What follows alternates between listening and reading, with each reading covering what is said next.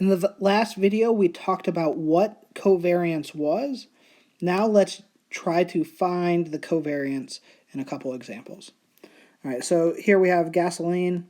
It is stocked in a bulk tank at the beginning of each week, sold to individual customers. Y1 is the proportion of the capacity that's available after the tank is stocked at the beginning of the week. We have Y1 is varying week to week. Y2 is the proportion of the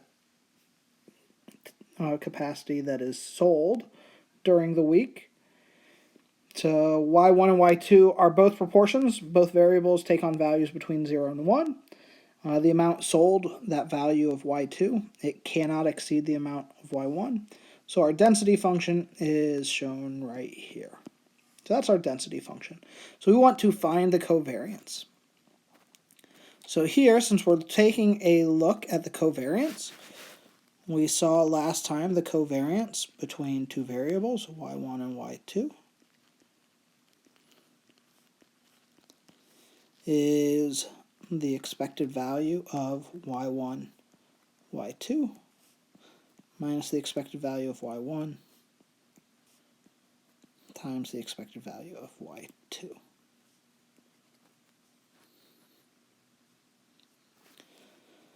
So that is our covariance, or how we would find our covariance.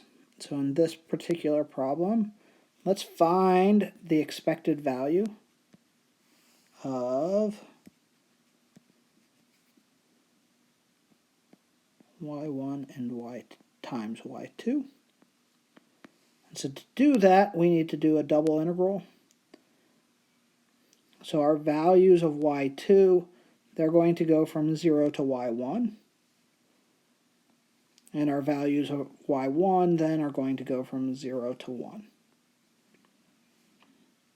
We have our density function, 3y1. But that density function is going to be multiplied by y1, y2, this that we are trying to find the expected value of. We're going to integrate with respect to y2 first, and then with respect to y1. And so, when we do that,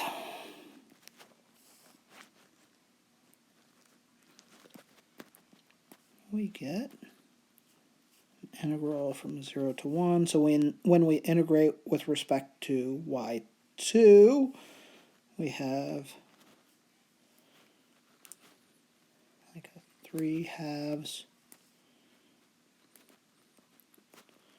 y1 squared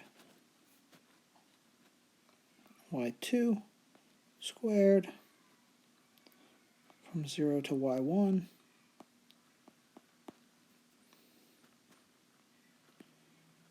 So we have 3/2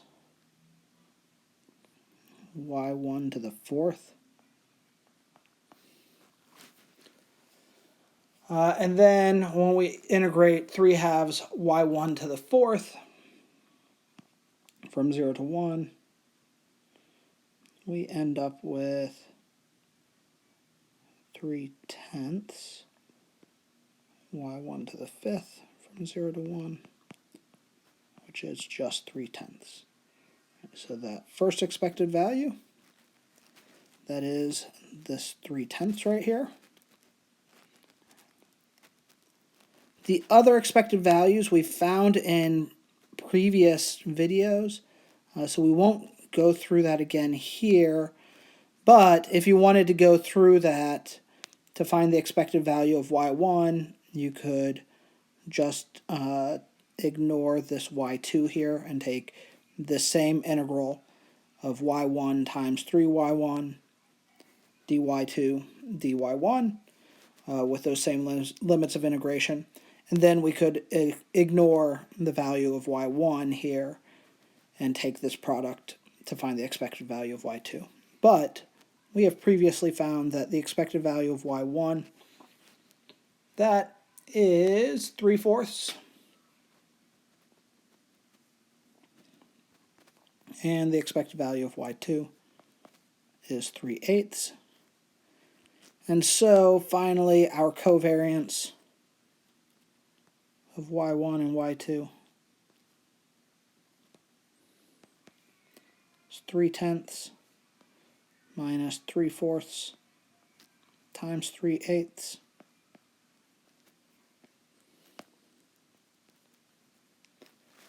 3/10 minus 3/4 times 3/8, and we're going to get something that is like 0.02.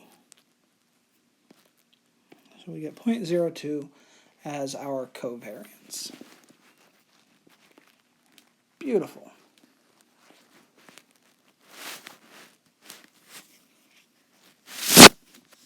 Let's look at a second example.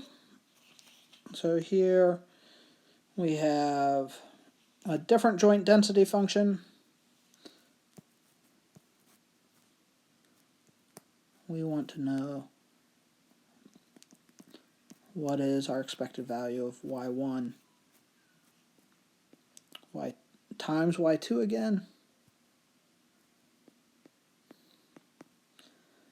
Here are values of y1 and y2. They're not dependent on each other, and so we're going to be looking at an integral from 0 to 1 on both of those limits. We have y1, y2 times our density.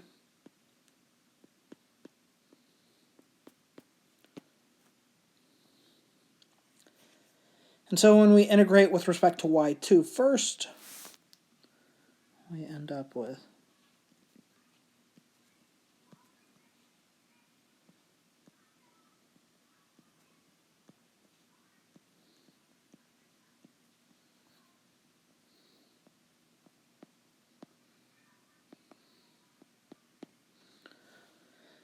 so when we add 1 to the power of y2 and divide by the new one, the 2 will go away. So this is an integral from 0 to 1, y1 squared dy1, which ends up being just 1/3. So that's the expected value of y1 times y2.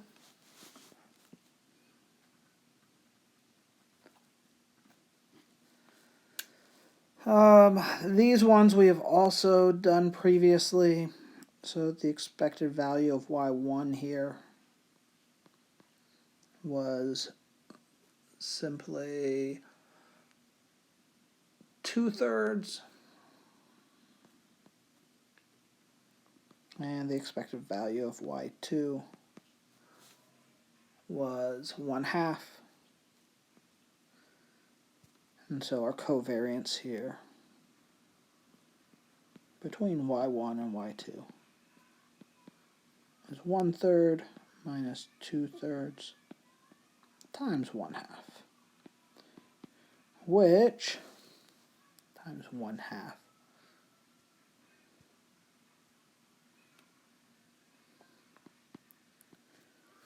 which is 0. Perfect. So that's how we would calculate covariance. If we wanted to find this correlation coefficient, we would need to find the values of their standard deviations as well and divide by the product of those standard deviations.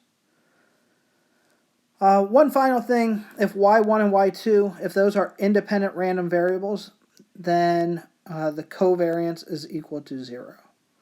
So when we have these independent random variables, their covariance is going to be 0. Thus, random variables that are independent, they must be uncorrelated. The converse is not true. So it is possible to have a covariance of 0, but still have y1 and y2 be dependent random variables. And you can take a look at the book. But if you know they're independent, then the covariance has to be 0. If the covariance is 0, they may or may not be independent. All right, we will talk to you again later.